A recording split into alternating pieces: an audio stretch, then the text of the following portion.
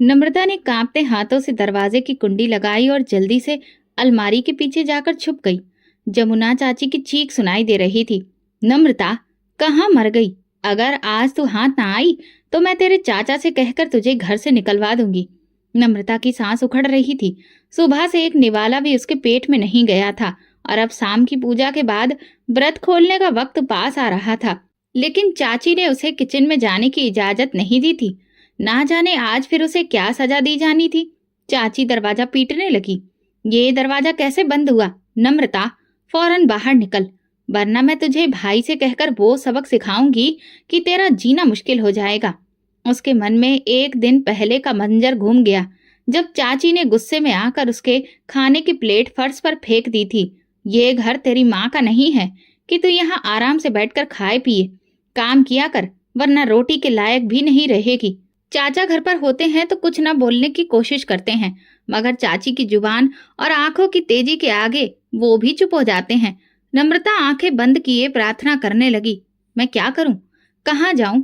हे भगवान! इस पल दरवाजा जोरदार धमाके के साथ खुला और चाची अंदर दाखिल हुई। उनके हाथ में लोहे का चिमटा था, आंखों में दहशत नाच रही थी। यहाँ छुपी थी तू? आज देखती हूँ तू कैसे भागती है। नम्रता ने दीवार के साथ लगकर खुद को बचाने की कोशिश की, मगर चाची ने उसका बाजू जोर से खींचा। तू क्या समझती है, पूजा पाठ करने और व्रत रखने से तू देवी बन जाएगी? ये सब ढोंग है। जाकर बर्तन धो, और हाँ, व्रत खोलने के लिए कुछ भी मत मांगना, समझी? नम्रता ने पलकों पर आंसुओं का बोझ लेते हुए सिर झुकाया। वो जानती थी कि अब बोलने का कोई फायदा नहीं, मगर जब चाची ने उसे धक्का देकर किचन की तरफ धकेला तो उसका सब्र टूट गया। चाची, भगवान के लिए मैंने आज व्रत रखा है, कम से कम पानी ही दे दो। चाची की आंखों में खून उतर आया। पानी चाहिए तुझे? जा, बाहर निकल और आसमान की तरफ मुंह उठाकर मांग। देखती हूँ तेरा भगवान तुझे पानी कैसे देता है। ये कहकर उन्होंने नम्रता को घसीट कर स्टोर रूम में धकेल दिया और दरवाजा बंद कर दिया। वो जमीन पर गिर गई। अंधेरे में कुछ भी नहीं दिख रहा था। बाहर से मंदिर में होने वाली पूजा की आवाजें गूंज रही थीं। नम्रता रोने लगी। हे भगवान, मैंने सुना था कि तुम हर किसी की सुनते हो, मेरी भी सुन लो। तभी अचानक बाहर से चाची की चीख सुनाई दी। नम्रता के रोंगटे खड़े हो गए। आखिर ये क्या माजरा था? कोई बचाओ मुझे, कोई बचाओ। नम्रता की आंखों में खौफ था। चाची की आवाज में ऐसी दहशत थी जो उसने पहले कभी नहीं सुनी थी। वो जल्दी से दरवाजे के पास गई और कान लगाकर सुनने लगी। बाहर बर्तन गिरने की आवाजें आ रही थीं, जैसे कोई किसी से उलझ रहा हो। चाची की चीखें लगातार बढ़ती जा रही थीं। उसकी सांसें तेज हो गईं। वो दरवाजा पीटने लगी। चाची, दरवाजा खोलो, क्या हुआ? मगर चाची ने कोई जवाब नहीं दिया। वो लगातार चीख रही थी। फिर एकदम से सब खामोश हो गया। नम्रता को ऐसा लगा जैसे घर पर कोई भारी चीज गिर गई हो। वो सहमी हुई पीछे हट गई। अंधेरे कमरे में तन्हा, भूखी प्यासी और डरी हुई उसकी आंखों में आंसू आ गए। हे भगवान, मेरी मदद करो, मुझे यहाँ से निकाल दो। कुछ देर बाद मनोज चाचा के कदमों की आवाज सुनाई दी। वो घबराए हुए अंदर दाखिल हुए। जमुना, क्या हुआ? जमुना की कमजोर सी आवाज आई। वो नम्रता, उसने मुझे मारने की कोशिश की। वो यहाँ थी, अचानक मेरे पीछे जाकर मुझ पर वार किया। मैं किसी तरह बची हूँ। नम्रता को तो यकीन नहीं आया कि चाची उस पर इल्जाम लगा रही है। वो तो खुद यहाँ बंद थी। चाचा की आवाज लड़खड़ा रही थी। क्या? नम्रता ने? जमुना ने तुरंत कहा। हाँ, मैंने उसे स्टोर रूम में बंद किया था, मगर जैसे ही मैं पलटी वो मेरे पीछे थी। उसने मुझे धक्का दिया और मैं गिरते गिरते बची। नम्रता की आंखों में आंसू आ गए। चाची झूठ बोल रही है, मगर चाचा यकीन कर चुके थे। चाचा गुस्से में लाल होकर आग बबूला हो गए। हाथ में लकड़ी का डंडा लिए खड़े थे।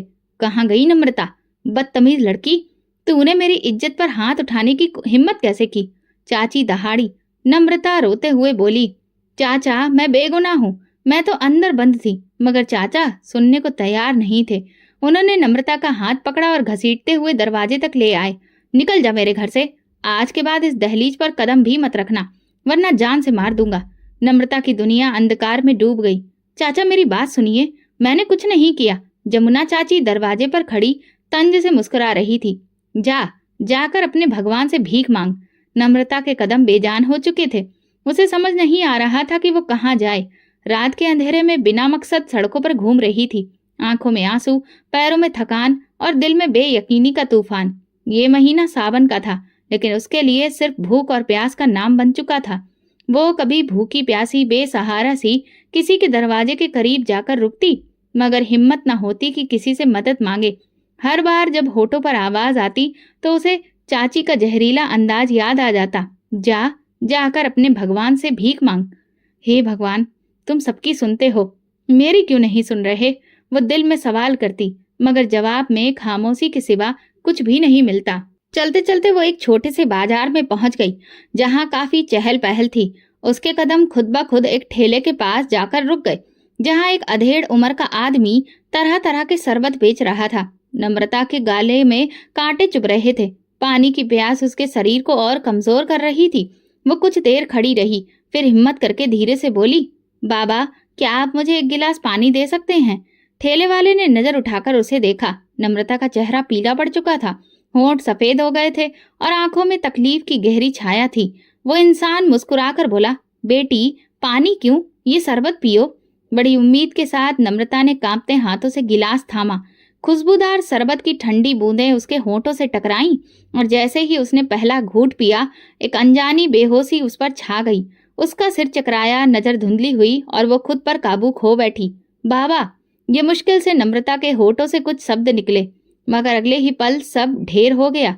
ठेले वाले ने जल्दी से देखा, फिर दौड़कर नम्रता को सहारा दिया।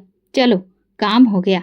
वो ठेले वाला अपने आसपास की नजरों से बचते हुए उसे जल्दी से अपने ठेले के पीछे ले गया। जल्दी करो, इसको बोरी में डालो, उसने किसी से कहा। एक औरत, जो शायद उसकी पत्नी थी, फौरन आगे बढ़ी और नम्रता के बेहोश शरीर को देखकर बोली, बड़ी खूबसूरत है, अच्छा माल है। पहले वाला हंसने लगा। हाँ, और ऐसे माल की अच्छी कीमत मिलेगी। जल्दी करो, इसे बोरी में डालकर ले चलते हैं। नम्रता नहीं जानती थी कि उसके साथ क्या हो रहा है और ना ये कि उसकी किस्मत उसे कहाँ ले जा रही है। रात के अंधेरे में दो जालिम हाथ उसे उठाकर पता नहीं कहाँ ले जा रहे थे। उसकी बेहोशी धीरे धीरे कम हो रही थी। उसके सिर में बहुत दर्द था और आंखें खोलने की कोशिश में जैसे ही रोशनी की तेज चमक ने उसे चौंकाया, उसका पूरा शरीर बोझिल हो गया, जैसे वो किसी भारी चीज में लिपटी हो। वो अपने दिमाग पर जोर दे रही थी, लेकिन सब कुछ धुंधला था। जाग गई, एक गहरी मर्दाना आवाज ने उसके कानों में जहर घोल दिया। नम्रता का दिल जोर से धड़कने लगा। उसने कमजोरी के बावजूद हरकत करने की कोशिश की, मगर जैसे ही उसने पलटना चाहा, उसे एहसास हुआ कि वो एक बोरी में कैद है। छोड़ो मुझे, मैं कहाँ हूँ? वो चिल्लाई, मगर किसी ने उसकी आवाज पर ध्यान नहीं दिया। बस चुप कर, ज्यादा आवाज निकली तो तेरी कीमत गिर जाएगी, एक औरत की बेरहम आवाज सुनाई दी। डर के मारे नम्रता का बदन कांप उठा। उसने बोरी के अंदर से हाथ निकालने की कोशिश की, मगर उसके हाथ रस्सियों से बंधे थे। ये सब क्या है? कौन हो तुम लोग? आंखों में आंसू लिए वो प्रार्थना करने लगी। ठेले वाले ने ठहाका लगाया, अरे लड़की, हम तो सिर्फ व्यापारी हैं, हमारा काम खरीद फरोख्त है और आज किस्मत ने हमें तेरा जैसा कीमती माल दे दिया है। नम्रता का दिल जोर से धड़कने लगा। नहीं, मुझे जाने दो, भगवान के वास्ते मुझे छोड़ दो। ठेले वाले की बीवी ने जहरीले अंदाज में हंसते हुए कहा, भगवान का कोई वास्ता नहीं होता, सिर्फ रुपए का वास्ता होता है। नम्रता अब समझ चुकी थी कि वो किसी बहुत बड़ी मुसीबत में फंस चुकी है। ठेले वाले ने बोरी को घसीट कर जमीन पर पटका। वो अभी आने वाला है, वो ले जाएगा इसे। नम्रता की चीखों से कमरा गूंज उठा। उसे कुछ समझ नहीं आ रहा था क्या हो रहा है। हाँ ठीक है, जवान है, खूबसूरत है, कमाल का माल है। 5,000 दे सकता हूँ, एक आदमी बोला। 5,000? ठेले वाला झट से बोला, ये इतनी आसानी से नहीं मिलने वाली, कम से कम 7,000 दो। नम्रता घबरा गई। ये लोग उसे बेच रहे थे जैसे वो कोई जानवर हो। अच्छा, 6,000 ये आखिरी कीमत है, उस आदमी ने हाथ में नोटों की गड्डी लहराते हुए कहा। ठेले वाला और उसकी पत्नी नोटों को चमकती आंखों से देख रहे थे। ठीक है, ले जाओ इसे। नम्रता ने चीखने की कोशिश की, मगर उस आदमी ने उसके मुंह पर हाथ रख दिया। बस, अब चुप, अब तेरा मालिक मैं हूँ। अंधेरे में उसे घसीट कर गाड़ी में डाल गया। गाड़ी के शीशे काले थे और बाहर कुछ नजर नहीं आ रहा था। कई घंटे बाद जब नम्रता को होश आया तो वो एक बंद कमरे में थी। रोशनी धीमी थी, मगर जो कुछ उसने देखा वो उसके दिमाग पर बिजली बनकर गिरा। सामने दीवारों पर रंगीन पर्दे झूल रहे थे, जमीन पर जगह जगह कालीन बिछे थे और कमरे के बाहर औरतों की धीमी हंसी और मखौल की आवाजें आ रही थीं। नम्रता ने कांपते हाथों से दरवाजे को धक्का दिया, मगर वो बंद था। अचानक बाहर से आवाज आई, ये नई लड़की है, आज रात इसका पहला ग्राहक आएगा। नम्रता का पूरा शरीर कांप गया। वो किसी कोठे पर थी। उसकी जिंदगी एक नरक बन गई थी। हर रात जब कोई ग्राहक उसके कमरे में दाखिल होने की कोशिश करता तो वो चिल्ला उठती, मेरा भगवान मुझे बचाएगा। कुछ लोग हंसते, कुछ गुस्से में आकर दरवाजा पीटते और कुछ उसे पागल समझकर वापस चले जाते। लेकिन नम्रता ने हार नहीं मानी। वो जानती थी कि उसका कोई नहीं है, लेकिन भगवान उसके साथ है। लड़की बहुत जिद्दी है, कमला ने गुस्से से कहा। इतने दिन हो गए मगर अभी तक ये अपनी किस्मत को कबूल नहीं कर पाई। नम्रता ने आंखों में आंसू लिए कहा, ये मेरा नसीब नहीं है, मेरा नसीब वही है जो मेरा भगवान चाहेगा। कोठे की बाकी औरतें हैरानी से उसे देखती थीं। कुछ के दिल में रहम आता, कुछ उसकी हिम्मत पर जलने लगती। यहाँ भगवान का कोई नाम नहीं चलता, एक औरत बोली। नम्रता रोज रात को भगवान से पूछती, मेरी ये परीक्षा कब खत्म होगी? तुम अपने भक्तों की परीक्षा लेते हो, मेरी भी ले रहे हो, लेकिन आखिर कब तक? हालात नहीं बदले थे। एक दिन कोठे पर एक अमीर आदमी आया। उसके कपड़े बहुत महंगे थे, आंखों में घमंड और हाथों में पैसों की गड्डी थी। कमला ने उसके सामने नम्रता को पेश किया। ये लड़की नई है मगर बहुत ही जिद्दी भी है, लेकिन तुम्हारे जैसे आदमी के सामने शायद ये सिर झुका दे। नम्रता ने नफरत भरी नजर से उसे देखा, मगर वो इंसान मुस्कुराकर बोला, मैं खरीद लूंगा, इसमें कोई मुश्किल नहीं, पैसा हर जिद को तोड़ देता है। नम्रता के अंदर नफरत और बढ़ गई। पैसा ईमान नहीं खरीद सकता, पैसा सब्र नहीं खरीद सकता, पैसा भगवान के आशीर्वाद को नहीं खरीद सकता। वह आदमी जोर से हंसा।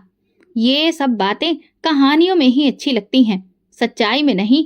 नम्रता घबरा गई, मगर उसने नजरें झुकाकर कहा, फिर देख लेना हकीकत क्या है। कमला ने पैसों की गड्डी हाथ में पकड़ ली और सौदा तैयार हो गया। नम्रता की किस्मत का एक पन्ना और पलट गया। अब उसे फिर किसी नई मंजिल की ओर ले जाया जा रहा था। नम्रता ने प्रार्थना की, हे भगवान, मुझे एक और मौका दो, मुझे इस कैद से निकाल दो। गाड़ी के अंदर वो अमीर आदमी आराम से बैठा था। उसके चेहरे पर एक हल्की मुस्कुराहट थी, जैसे कोई कीमती चीज खरीद कर ले जा रहा हो। अब तो किस्मत से भी नहीं बच सकती, जितना चाहे चिल्ला लो, वो तंज भरे अंदाज में बोला। नम्रता ने गहरी सांस ली। मुझे यहाँ से निकलना होगा, अगर आज नहीं भागी तो कभी नहीं बच सकूंगी। वो जल्दी से बोली, मुझे बाथरूम जाना है, प्लीज गाड़ी रोक दो। वो हैरान हो गया, अभी यहाँ तो कुछ भी नहीं है। उसने कहा, मुझे बर्दाश्त नहीं हो रहा। नम्रता ने जोर दिया। वो शख्स कुछ लम्हे उसे गौर से देखता रहा, फिर बेजारी से बोला, गाड़ी सुनसान जगह पर रोक दो, जल्दी करो, ज्यादा वक्त मत लगाना। नम्रता ने दरवाजा खोला। जैसे ही वो बाहर निकली, उसने चमचमाते कार के पहियों पर नजर डाली, फिर आसपास फैले जंगल को देखा। यही मौका था। वो धीरे धीरे झाड़ियों की तरफ बढ़ी और जैसे ही वो शख्स लापरवाही से फोन निकाल कर व्यस्त हुआ, नम्रता ने मौका देखकर दौड़ लगा दी। अंधेरे जंगल में वो पागलों की तरह भाग रही थी। कांटे उसके पैरों में चुभ रहे थे, टहनियां उसके चेहरे पर निशान डाल रही थीं, मगर उसने अपनी तकलीफ का एहसास नहीं किया। उसके मन में सिर्फ एक ही बात चल रही थी, अगर आज रुक गई तो सारी जिंदगी रुक जाएगी। पीछे से उस शख्स की आवाज आई, रुक जा, मैं तुझे जिंदा नहीं छोड़ूंगा। नम्रता और तेज भागी, सांस फूलने लगी, लेकिन वो रुकी नहीं। वो पत्थरों पर गिरी, कांटों में उलझी, मगर फिर भी दौड़ती रही। कुछ पलों के बाद उसके पीछे कदमों की आवाज धुंधली पड़ने लगी। शायद वो रास्ता भटक चुकी थी। अब वो सुनसान जंगल में थी। न जाने कौन सा रास्ता था, न कोई रोशनी दिख रही थी। नम्रता एक बड़े पेड़ के नीचे बैठ गई। उसके बदन में भयानक दर्द था, मगर उसके दिल में एक सुकून भी था। हे भगवान, तूने मुझे उन जालिमों से बचा लिया, मगर अब मैं कहाँ जाऊं? आसमान पर चमकता चांद उसके आंसुओं को और ठंडा कर रहा था। अचानक कहीं दूर से किसी के कदमों की आवाज सुनाई दी। नम्रता बुरी तरह घबरा गई। क्या वो सब दोबारा से मुझे लेने आ गए? हे भगवान, अब कौन है? पेड़ों के बीच से एक हल्की सी रोशनी दिखाई दी। पहले तो नम्रता को लगा कि ये सपना है, लेकिन रोशनी करीब आती गई। सामने एक औरत खड़ी थी जो सफेद कपड़ों में लिपटी थी। उसके चेहरे पर अजीब सी चमक थी, आंखों में नमी और सुकून था। नम्रता का दिल जोर से धड़कने लगा। ये औरत कौन है? क्या वो मेरी मदद के लिए आई है, या ये भी कोई धोखा है? औरत मुस्कुराते हुए बोली, बेटी, तुम यहाँ अकेली क्यों हो? इतनी बेचैन क्यों हो? नम्रता ने अपने आंसू पोंछे और घबराई आवाज में कहा। मैं भाग रही हूँ, किसी के जुल्म से, अपने नसीब के अंधेरे से। औरत ने धीरे से कहा, चलो मेरे साथ, मेरे घर चलो, तुम्हें कोई नुकसान नहीं पहुंचाएगा। नम्रता ने कुछ पल सोचा, मगर औरत की आंखों में इतनी शराफत और सुकून था कि वो इनकार नहीं कर सकी। वो कांपते कदमों से औरत के पीछे चलने लगी। जैसे जैसे वो आगे बढ़ती गई, रास्ता रोशनी से भरता गया। ये जंगल था, मगर यहाँ के पेड़ पौधे किसी सपने की तरह जगमगाते लग रहे थे। जमीन पर बिछी पत्तियां सुकून दे रही थी। कुछ देर के बाद वे एक दरवाजे पर पहुंची। दरवाजा खुला और अंदर का मंजर देखकर नम्रता हैरान रह गई। ये घर किसी स्वर्ग की छवि से कम नहीं था। अंदर हर चीज खूबसूरत, चमकदार और सुकून से भरी थी। सफेद दीवारें, खुशबू बिखेरती हवा और एक ऐसा माहौल जो नम्रता ने पहले कभी नहीं देखा था। औरत ने उसे एक नरम कुर्सी पर बिठाया और कहा, बेटी तुम बहुत तकलीफ में हो, पहले कुछ खा लो। नम्रता की आंखों में आंसू आ गए। वो पिछले कई दिनों से लगातार भाग रही थी और अब ये खाने की महक उसकी बर्दाश्त से बाहर थी। औरत ने उसके सामने अच्छा खाना रखा। उसने कांपते हाथों से खानों को छुआ, मगर फिर रुक गई। उसकी आंखों में शुक्रगुजारी थी। मैं पहले भगवान के आगे हाथ जोड़ना चाहती हूँ। औरत ने मुस्कुराकर उसे इशारा कर दिया। जैसे ही उसने अपना सर झुकाया, उसे सुकून महसूस हुआ, जैसे कि भगवान ने उसे अपने साए में ले लिया हो। मगर जब उसने सिर उठाया तो सब बदल चुका था। वो दोबारा उसी कोठे में थी जहां से वो भागी थी। वही दीवारें, वही ताले, वही बदबूदार कमरा। ये क्या हुआ? क्या ये कोई सपना था या हकीकत? वो घबराकर पीछे हटी। वो छोटा सा भगवान का मंदिर जो कुछ पल पहले उसके सामने था, अब नहीं था। वो सफेद कपड़ों वाली औरत जिसकी आंखों में प्यार था, अब सामने खड़ी थी, मगर उसके हाथ में नोट थे और चेहरे पर एक चालाक मुस्कुराहट। तुम कौन हो? नम्रता की आवाज कांपने लगी। औरत ने जहरीली हंसी के साथ कहा, मैं वही हूँ जिसने तुम्हें पनाह दी थी। नम्रता का सिर चकरा गया। ये सब सपना था या हकीकत? तुमने मुझसे झूठ बोला और धोखा दिया। नम्रता बोली। औरत ने नोट कमला के हाथ में थमा दिए। ये लड़की अब तुम्हारी है। काम पूरा हुआ। नम्रता को अपनी किस्मत पर यकीन नहीं आया। ये औरत उसे बचाने नहीं बल्कि बेचने आई थी। तुमने मुझे भगवान के नाम पर धोखा दिया। नम्रता की आंखों में आंसू आ गए। औरत ने आगे बढ़कर उसके गाल पर हाथ रखा और बोली, बेचारी, तुम बहुत भोली हो। मैंने क्या कहा था? भगवान सबको बहुत देता है, मुझे भी दिया है, इन नोटों की शक्ल में। नम्रता के पैरों तले से जमीन खिसक गई। वो समझी थी कि भगवान ने उसकी सुन ली, लेकिन यहाँ तो एक और ही जाल बिछा था। कमला ने आगे बढ़कर नम्रता का बाजू जोर से पकड़ा। अब यहाँ से भागने की कोशिश मत करना, अब तू हमारी जागीर है।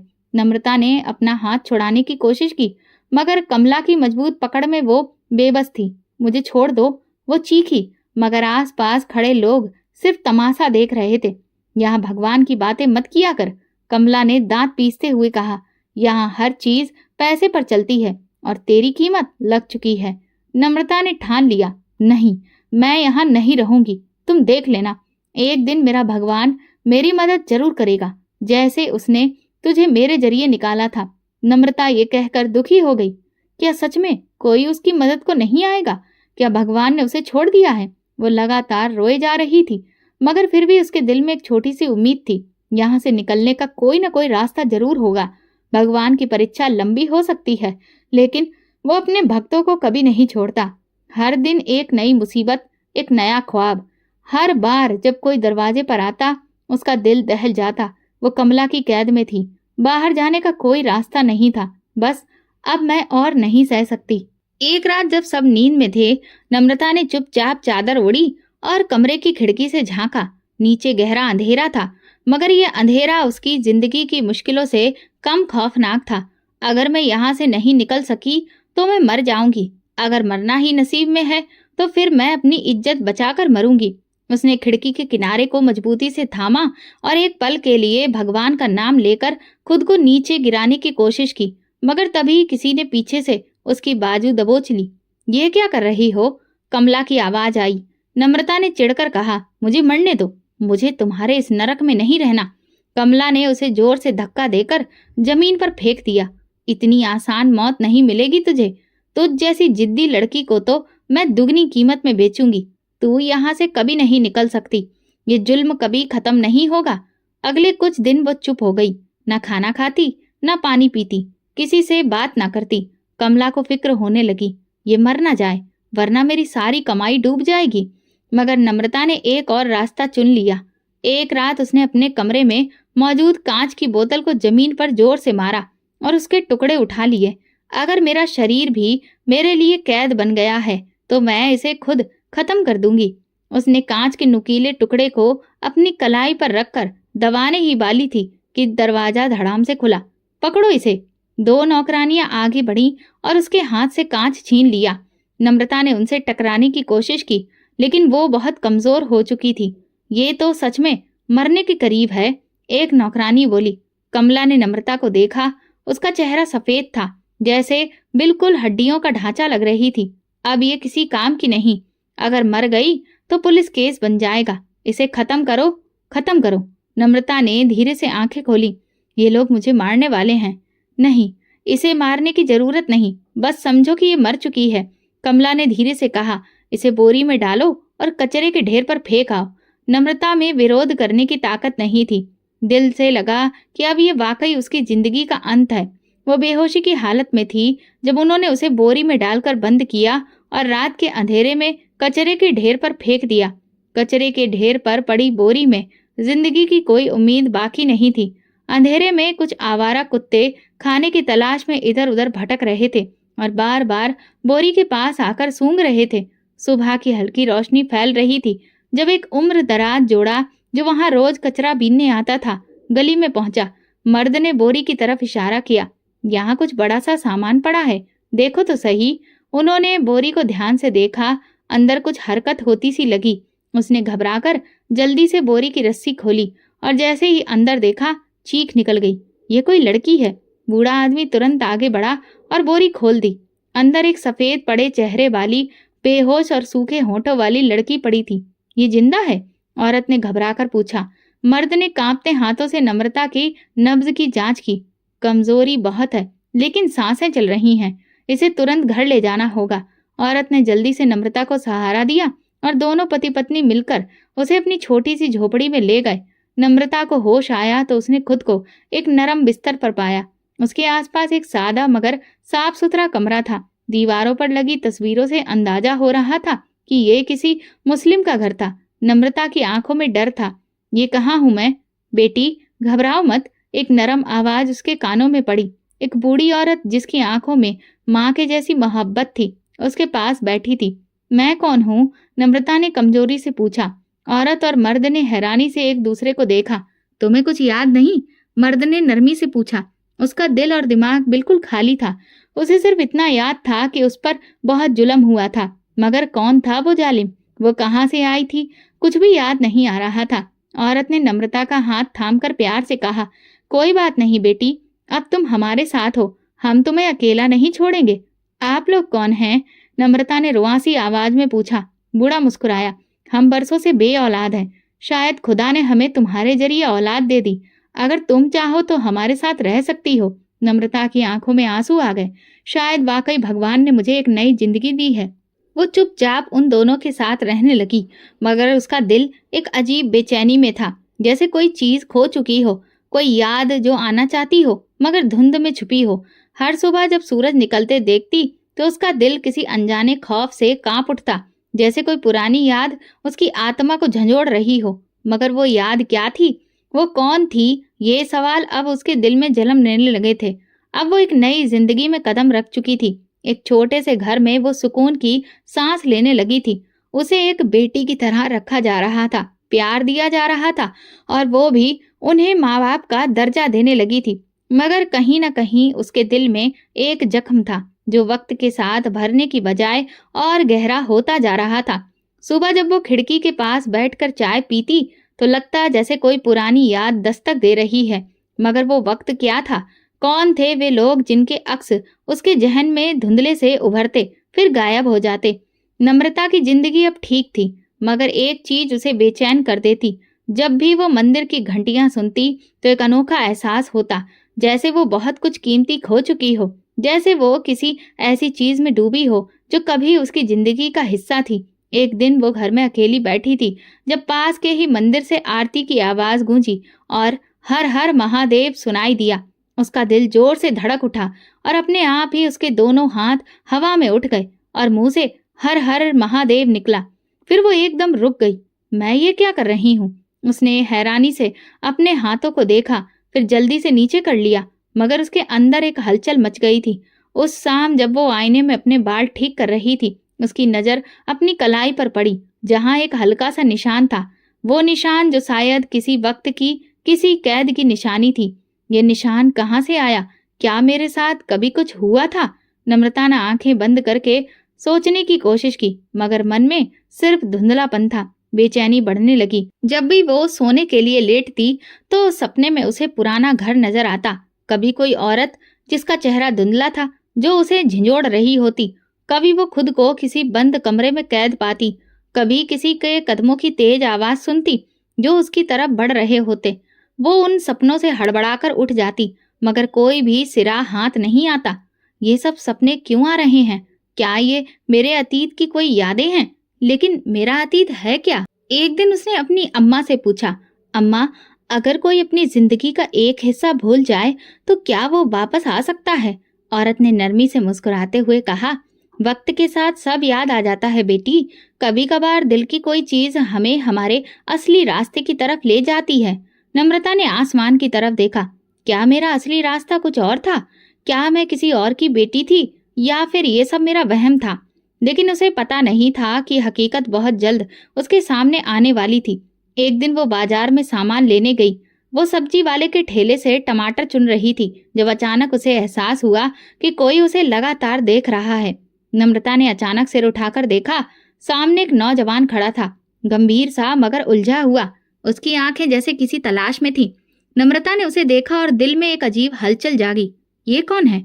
मैंने इसे पहले भी कहीं देखा है, मगर कहाँ? लड़का कुछ पल तक उसे देखता रहा, फिर जैसे अपनी हिम्मत जुटाकर उसके पास आया। नम्रता का दिल जोर से धड़का। ये मुझे मेरे नाम से क्यों बुला रहा है? क्या तुम नम्रता हो? लड़के की आवाज में बेचैनी थी। नम्रता ने हैरानी से कहा, माफ कीजिए, मगर मैं आपको नहीं जानती। लड़के के चेहरे पर हैरानी और खुशी का मिला जुला भाव था। मैं आदित्य हूँ। क्या तुम्हें कुछ याद नहीं? मैं तुम्हारे चाचा के मोहल्ले में रहता था। तुम मुझे नहीं पहचान रही? नम्रता का दिमाग जैसे रुक सा गया। चाचा? कौन चाचा? मेरा तो कोई चाचा नहीं। वो पीछे हटने लगी, मगर जैसे ही उसने कदम पीछे रखा, उसके मन में एक धुंधला मंजर उभरा। एक पुराना घर, आंगन और वही लड़का जो छत पर खड़ा कभी दूर से उसे देखा करता था, कभी चाचा की डांट से डर के मारे चुपके से मुस्कुराता। नम्रता ने अपनी कनपटियां दबा ली। ये क्या हो रहा है मुझे? क्यों चक्कर आ रहे हैं? आदित्य ने परेशानी से सहारा देने की कोशिश की। नम्रता, तुम्हें क्या हुआ? नम्रता ने घबराकर अपने हाथ झटक दिए। मैं आपको नहीं जानती, मुझे मत रोको। वो तेजी से बाजार से निकल गई, लेकिन आदित्य पीछे आया। नम्रता, रुक जाओ, मैं तुम्हें सब बता सकता हूँ। नम्रता ने कानों पर हाथ रख लिए। ये कौन है? क्या कह रहा है ये? मैं कौन हूँ? बाजार के शोर में उसकी आवाजें तेज हो रही थी। तभी फिर से मंदिर की घंटी सुनाई दी। अचानक उसके मन में एक और तस्वीर उभरी और उसके कदम रुक गए। स्टोर रूम में बंद प्यासी बैठी, मंदिर की घंटी की आवाजें सुनी और फिर चाची की चीख, चाचा का गुस्सा, उसे घर से निकालना। नम्रता का दिल जोर से धड़का। वो कांपते हाथों से अपना चेहरा छूने लगी, जैसे किसी हकीकत को पहचानने की कोशिश कर रही हो। आदित्य ने नम्रता से कहा, तुम वाकई सब कुछ भूल गई हो नम्रता? उसने उसकी आंखों में देखा। वहां एक पुरानी मोहब्बत की झलक थी, वो एक बेचैनी की उम्मीद। शायद वो सब कुछ याद कर ले, मगर इस पल नम्रता के लिए सब बिखर गया। वो भागते हुए घर चली गई, मगर अब उसका दिल बेचैन था। आदित्य उसके पीछे था, उसे आवाजें दे रहा था, रुक जाओ ना नम्रता, मुझे तुमसे बात करनी है। लेकिन नम्रता के दिमाग में शोर मच रहा था। तुम वो नम्रता हो जिसे सब मरा हुआ समझते हैं। ये शब्द उसके मन में बार बार गूंज रहे थे। मैं मरी हुई कैसे हो सकती हूँ? मैं तो जिंदा हूँ। वो तेज कदमों से गली में मुड़ी, मगर आदित्य उसके पीछे था। नम्रता, मैं झूठ नहीं बोल रहा। तुम सच में वही लड़की हो जिसे लेकर तुम्हारे चाचा और चाची ने ये घोषणा की कि तुम मर गई हो। ये सुनकर नम्रता के अंदर तूफान आ गया। चाचा चाची? मैं तो अनाथ थी ना, वो धीरे से बोली। आदित्य का चेहरा हैरानी और दुख से भरा था। नम्रता, तुम्हें कुछ भी याद नहीं? नम्रता ने कमजोर आवाज में कहा। मुझे नहीं पता। आदित्य ने गहरी सांस ली। तुम्हारे माँ बाप के मरने के बाद तुम अपने चाचा के घर रहने चली गई थी, याद है? मगर तुम्हारी चाची तुम्हारे साथ बहुत बुरा व्यवहार करती थी। एक दिन उसने तुम पर झूठा इल्जाम लगा दिया और तुम्हारे चाचा ने तुम्हें घर से निकाल दिया। नम्रता की आंखें फैल गईं। उसका दिल जोर से धड़का। ये सब मैंने सपने में देखा था। आदित्य ने कदम आगे बढ़ाया। ये सपना नहीं था नम्रता, यही तो तुम्हारी सच्चाई है। याद है, मैं तुम्हारा पड़ोसी था और हमेशा तुम्हें छत से देखा करता था, मगर तुम कभी चाचा के डर के मारे मुझसे ज्यादा बात नहीं करती थी। तुम मुझे जानती हो। नम्रता का सिर चकराने लगा। वो पीछे हटने लगी। ये सब सच नहीं हो सकता। ये सच है नम्रता, और सबको लगा था कि तुम मर चुकी हो। उसकी आंखें जम गईं। वो लोग मुझे मरा हुआ समझते हैं। क्या मैं वाकई मर गई थी? उसके पैरों के नीचे से जमीन खिसक गई। आदित्य ने आगे बढ़कर उसकी बाह पकड़ने की कोशिश की, मगर नम्रता ने झटक कर पीछे कहा, मुझे अकेला छोड़ दो, मैं कुछ नहीं जानना चाहती। वो दीवानी सी वहां से भाग गई, मगर इस बार वो भाग नहीं रही थी। वो अपनी हकीकत खोज रही थी। उसके अंदर तूफान उठा था। वो जानती थी कि अब वो खुद को ज्यादा देर तक झूठ में नहीं रख सकती। मैं कौन हूँ? मुझे सब लोग मरा हुआ क्यों समझते हैं? पर अगर मैं जिंदा हूँ तो फिर मेरा असली घर कहाँ पर है? लेकिन उसके पास इन सारे सवालों के सिवा कुछ भी नहीं था, जबकि जवाब शायद उसे मिल ही जाता। पुलिस अफसर पहले तो सब सुनकर हैरान हुआ, लेकिन जब आदित्य ने पूरी बात सुनाई तो नम्रता के अतीत के बारे में जानकर ये मामला गंभीर हो गया। अगर ये सच है तो ये बहुत बड़ा जुर्म है। हमें फौरन कार्रवाई करनी होगी। पुलिस की टीम ने नम्रता के रहने की जगह पर छापा मारा। वो जोड़ा जिसने नम्रता को केवल औलाद ना होने की वजह से बेटी की तरह अपना लिया था, पुलिस को देखकर घबरा गया। हमने कुछ गलत नहीं किया, बूढ़े आदमी ने कहा। हमने तो इसे मरने से बचाया था। नम्रता उनके पीछे खड़ी थी। उसका चेहरा सफेद पड़ चुका था। पुलिस ने नरम लहजे में कहा, बेटी, हमें तुम्हें अपने साथ ले जाना होगा। तुम्हारा असली परिवार तुम्हें मरा हुआ समझ रहा है। हमें उन्हें सच बताना होगा। नम्रता ने कमजोर हाथों से अपनी अम्मा का दामन थामा। अम्मा, मैं कहाँ जाऊंगी? औरत की आंखें भर आईं। बेटी, जो सच है वही तुम्हारा रास्ता है। पुलिस उसे लेकर अदालत पहुंची। वहां पहले से उसके चाचा चाची मौजूद थे, जिन्हें पुलिस ने बुलाया था। चाचा ने जैसे ही नम्रता को देखा, उनका चेहरा सफेद पड़ गया। चाची के होठों पर एक पल के लिए हरकत दौड़ गई, मगर फिर खुद को संभाल कर गुस्से में बोली, कौन लड़की है ये? ये नम्रता नहीं हो सकती है। अदालत में मौजूद सब लोग हैरान रह गए।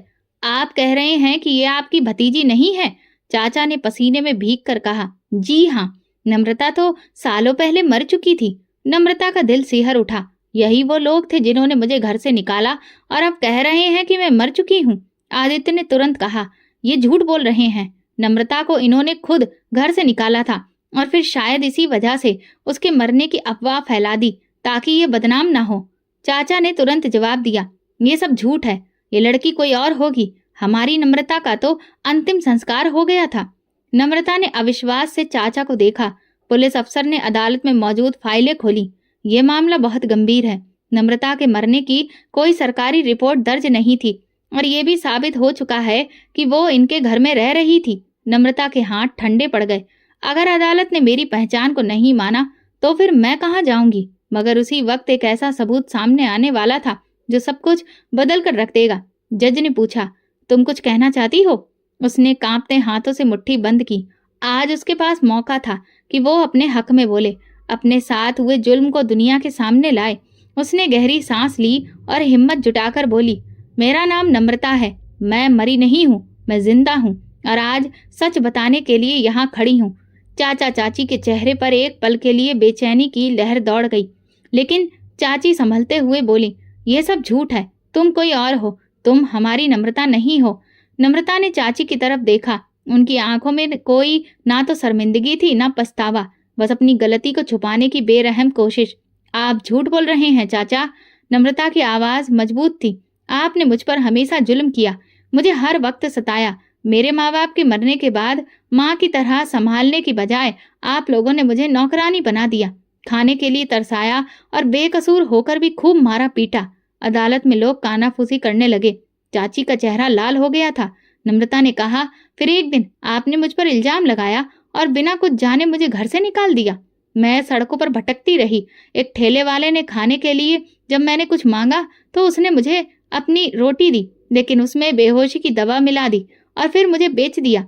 चाचा ने हैरानी से आंखें फैलाई, जैसे पहली बार उन्हें एहसास हो रहा हो कि उन्होंने क्या किया था। मैं कोठे पर बेची गई, वहां जुल्म सहती रही, वहां से निकलने की कोशिश की, लेकिन फिर मुझे धोखा मिला। जब मैंने अपनी जिंदगी खत्म करने की कोशिश की तो मुझे कचरे में फेंक दिया गया। नम्रता की आंखों में आंसू थे, लेकिन उसकी आवाज मजबूत थी। चाची ने तुरंत कहा, ये सब झूठ है, हमने इसे घर से नहीं निकाला, हमें तो लगा था कि ये मर गई थी। पुलिस अफसर ने जज की तरफ फाइल बढ़ाई। सर, हमारे पास गवाह मौजूद है कि नम्रता को उनके घर में आखिरी बार देखा गया था। ये बात भी साबित हो चुकी है कि उनके घर से निकलने के बाद वो कोठे पर पहुंच गई, जहां से उसे एक मुस्लिम जोड़े ने मुर्दा समझकर बचाया। ये सब इत्तेफाक नहीं हो सकता। चाचा के माथे पर पसीना आ गया। वो बेचैनी से चाची की तरफ देखने लगे, जैसे उन्हें एहसास हो गया हो कि उन्होंने कितनी बड़ी गलती कर दी। नम्रता ने उनकी तरफ देखा। चाचा, आपने एक बार भी सच्चाई जानने की कोशिश नहीं की। आपने सिर्फ चाची की बात सुनी और मुझे घर से निकाल दिया। चाचा की आंखों में आंसू आ गए। उन्होंने सर झुका लिया, जैसे कि उन्हें अब अपनी गलती का एहसास हो चुका था, मगर अब तो बहुत देर हो चुकी थी। जज ने कहा, यह केस पूरी तहकीकात के लिए खोला जाएगा, लेकिन जो सबूत हमारे सामने हैं वो साफ दिखाते हैं कि नम्रता सच कह रही है। नम्रता अब सुकून में थी। आज उसने अपनी सच्चाई दुनिया के सामने रख दी थी और अब इंसाफ का पहला कदम उठ चुका था। अदालत के फैसले के बाद नम्रता को कानूनी तौर पर उसका असली नाम और पहचान वापस मिल गई। वर्षों बाद उसका वजूद एक बार फिर से सबके सामने था। वो लड़की जिसे सबने मरा हुआ मान लिया था, आज जिंदा साबित हो चुकी थी। अब उसे एक नई जिंदगी मिली थी, लेकिन उसके दिल में एक अजीब सी बेचैनी थी। क्या सच में ये सब खत्म हो चुका है? क्या मेरी मुश्किलें अब भी बाकी हैं? कुछ दिन के बाद आदित्य की माँ अपने बेटे के साथ नम्रता के घर आईं। वो एक नेक औरत थी। नम्रता की जिंदगी की मुश्किलों को जानने के बाद उन्होंने फैसला किया कि वो उसे अपनी बहू बनाएंगी। बेटी, तुम्हारी जिंदगी ने बहुत बुरा वक्त देखा है। अब हम चाहते हैं कि तुम्हें सुकून मिले। अगर तुम तैयार हो तो हम तुम्हें अपनी बहू बनाकर ले जाना चाहते हैं। आदित्य ने हमेशा तुम्हारी इज्जत की है, वो तुम्हें खुश रखेगा। नम्रता ने हैरानी से उन्हें देखा, फिर खामोशी से नजरें झुका ली। ये वही आदित्य था जो बचपन में उसके मोहल्ले में रहता था, हमेशा उसका हाल चाल पूछता था, जो उसे बचाने के लिए पुलिस तक गया और जिसने उसके लिए सच की लड़ाई लड़ी। नम्रता ने धीरे से सर झुका लिया। क्या वाकई में मैं खुशकिस्मत हो सकती हूँ, या ये भी कोई नया इम्तिहान होगा? उसके दिल में अब भी एक डर बैठा था। नम्रता रात को देर तक जागती रही। वो खिड़की के पास बैठी आसमान को देख रही थी। भगवान, क्या ये सच है? क्या मैं अब अपनी मुश्किलों से निकल आई हूँ? क्या मैं आम जिंदगी गुजार सकूंगी? क्या मैं भरोसा कर सकती हूँ कि ये सब एक नया धोखा नहीं होगा? क्या मैं वाकई में खुश रह सकती हूँ? अतीत की तीखी यादें उसके मन में हलचल पैदा कर रही थी। चाचा का जुल्म, कोठे की बंद दीवारें, वो जालिम दलाल और वो दिन जब उसे कचरे के ढेर में फेंका गया था। उसे याद आया कि कैसे उसने हर मुश्किल वक्त में भगवान को पुकारा और भगवान ने कभी उसे अकेला नहीं छोड़ा। उसने भगवान से कहा, अगर ये खुशी मेरी किस्मत में है तो मैं इसे अपनाऊंगी, मगर अगर ये भी कोई नया इम्तिहान है तो उसका सामना भी मैं हिम्मत से करूंगी। उसकी आंखों में आंसू आ गए, मगर इस बार वो आंसू बेबसी के नहीं बल्कि भगवान पर भरोसे के थे। सुबह होते ही उसने जवाब देने का फैसला किया और उसका जवाब था कि वो अपने पीछे के अतीत को छोड़कर भविष्य की ओर बढ़ना चाहती है। शादी का दिन करीब आ रहा था, मगर नम्रता का दिल अभी तक किसी बेचैनी की तरफ देख रहा था और वो दिल से भगवान को पुकार रही थी। फिर शादी का दिन आया। वो तैयार होकर किसी परी की तरह लग रही थी। पंडित ने सारी रस्में शुरू की और जैसे जैसे एक एक रस्म हो रही थी, ऐसा लग रहा था जैसे बरसों का बोझ हल्का हो गया हो। आदित्य ने मुस्कुराते हुए उसकी तरफ देखा, जैसे कि वो कह रहा हो, मैंने कहा था ना, सब ठीक हो जाएगा। कन्यादान के लिए नम्रता ने उन्हें अपने माँ बाप को बुलाया, जिन्होंने उसे कचरे के ढेर से उठाकर एक नई जिंदगी दी थी, क्योंकि उसके लिए तो वही उसके असली अपने थे। उन्होंने भी खुशी खुशी अपनी बेटी को एक नई जिंदगी का सफर शुरू करने का आशीर्वाद दिया और उसे विदा कर दिया। शादी के बाद अब नम्रता में एक नया बदलाव और एक नई हिम्मत थी। अब वो बिल्कुल बदल चुकी थी। उसने अपनी कहानी को कभी भी किसी से छुपाने की कोशिश नहीं की, बल्कि अपनी कहानी को लोगों के सामने बयां करके उन्हें हिम्मत देने की कोशिश की कि जब उसने हार नहीं मानी तो फिर किसी को भी हार नहीं माननी चाहिए। और उसने भगवान का शुक्रिया अदा किया जिन्होंने हर पल उसका साथ दिया। ये कहानी सिर्फ नम्रता की नहीं थी, यह हर उस लड़की की कहानी थी जो मुश्किलों के अंधेरों में भी उम्मीद के दिए जलाने की हिम्मत रखती है। दोस्तों, अगर आपको हमारी कहानी पसंद आई हो तो फिर कमेंट करके ज़रूर बताइएगा। वीडियो को लाइक करें और ज़्यादा से ज़्यादा शेयर करें। अगर आप चैनल पर नए हैं तो सब्सक्राइब जरूर करें और हाँ, नोटिफिकेशन बेल को दबाएं ताकि अगली अपडेट सबसे पहले आपको मिले। धन्यवाद।